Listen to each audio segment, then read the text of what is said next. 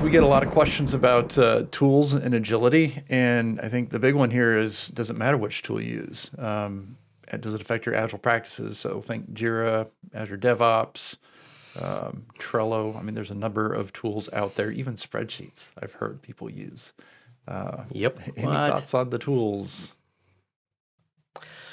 Well, one of the things I know I've heard myself and both of you say is don't learn Scrum from a tool. And then the students in the class say, but Jason, I'm already in your class. No, none of the tools that exist out there are perfect. I'm just going to say that as a blanket statement. There's problems with all of them. There's benefits to all of them.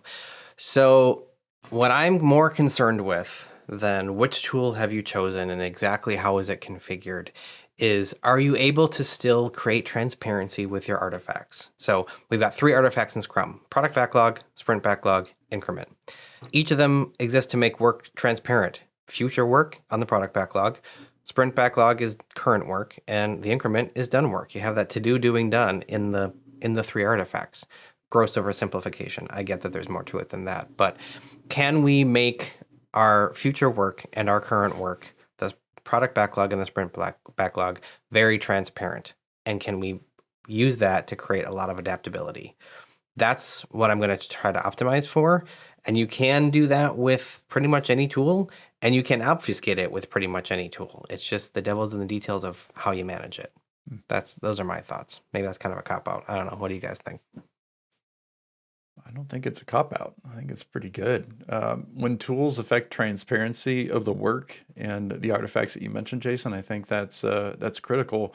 I would like to encourage people to step away from the digital toolbox for a minute and try to visualize what would be the most transparent thing you can do in a very physical, tangible art, just tactile form. And if you're virtual, then go with the virtual whiteboard, something of that nature. But what does it take to be able to create transparency to the work so that way you can inspect and adapt easily?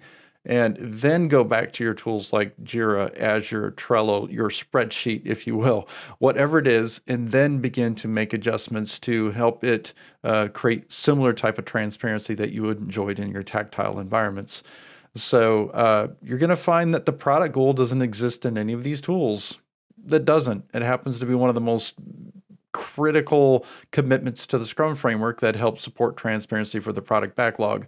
So what do you do when the tool doesn't allow for that? Just don't bring transparency to it. Sometimes we have to think outside the box. So start away from the digital tool and then work your way back into it versus the other way around. Yeah, my thoughts on this are really about how much work do we really want to do to get work done? If you've got a problem like, hey, I want to make this website that we're building 15% more powerful or faster load times, whatever. How much paperwork do you really want to do to get to that point? Like, is that why you're at work, to do paperwork? A lot of people get very hung up with these tools and, it says I must put this field in there and I must put a description and I must fill out the user story and I must put in an estimate of time and of effort and of points. And I spend all my time putting junk into a tool and not a lot of time actually getting a problem solved. So tools that soak up your time, you got to look for those and avoid them at all costs. Tools that require excessive administration, that's a waste of time too. Focus on another tool. More often than not, I'm telling people to use paper tools when they first kick off Scrum, because you don't need an administrator. You don't have to fill out any fields that you don't want to, because there's not a requirement. It's just a piece of paper.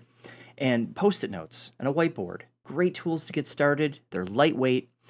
And when you need the more advanced reporting, sure. Let's find another simple tool that allows those capabilities without draining resources. So that's my thought. I like to be lazy on this one. Lazy is good. Less work. Hey there. So if you're here and this is your first time and you're interested in growing in your agility and understanding things like Scrum and other agile topics, then be sure to get started by hitting that subscribe button and also that bell. You're going to get notifications, and I don't want you to miss out on a thing.